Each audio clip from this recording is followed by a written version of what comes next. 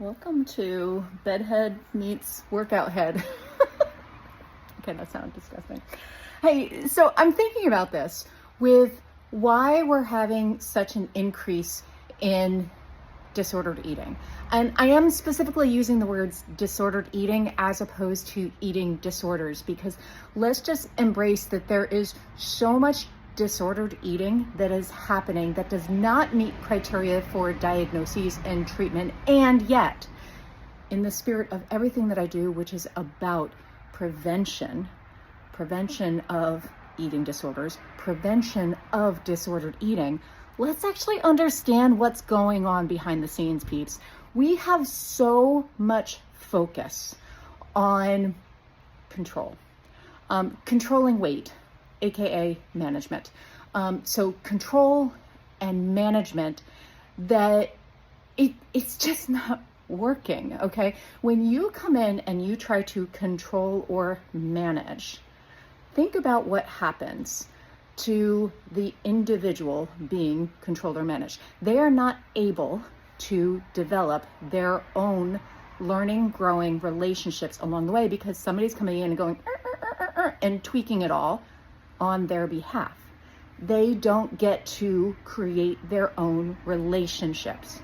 And so as we are going along over time and we're having more and more interventions about how we eat, how we move, how we grow, and yes, I'm speaking about adults, I'm talking about our kids, it's not reserved for certain age groups.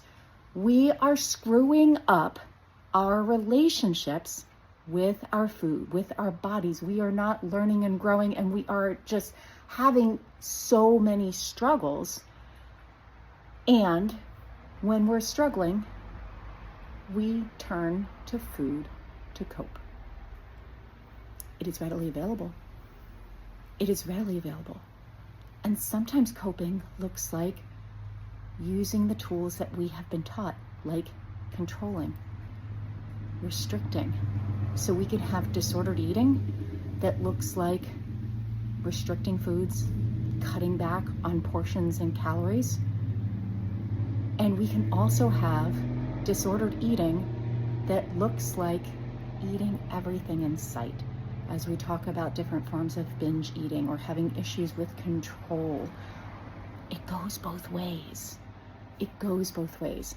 And so that's where it's not about waiting until we have a disorder or a significant problem. It's looking at how do we actually understand the relationships that we are trying to build with our food, our body, with ourselves, our family members. Control does not foster relationships. Think about this. If you grew up in a controlling family, how are your relationships? It works the same way with our food and our bodies. And so that's where we need to really flip this conversation. Instead of weight management, weight control, all the food and portion control, we need to really shift to creating relationships. It looks messy, especially since it is completely new, and it is completely building what it is that we want to see more of, which thinking about how whenever you're controlling and managing, it's always about cutting back on things. It's about having less of this problem. No, let's actually focus on what we want more of.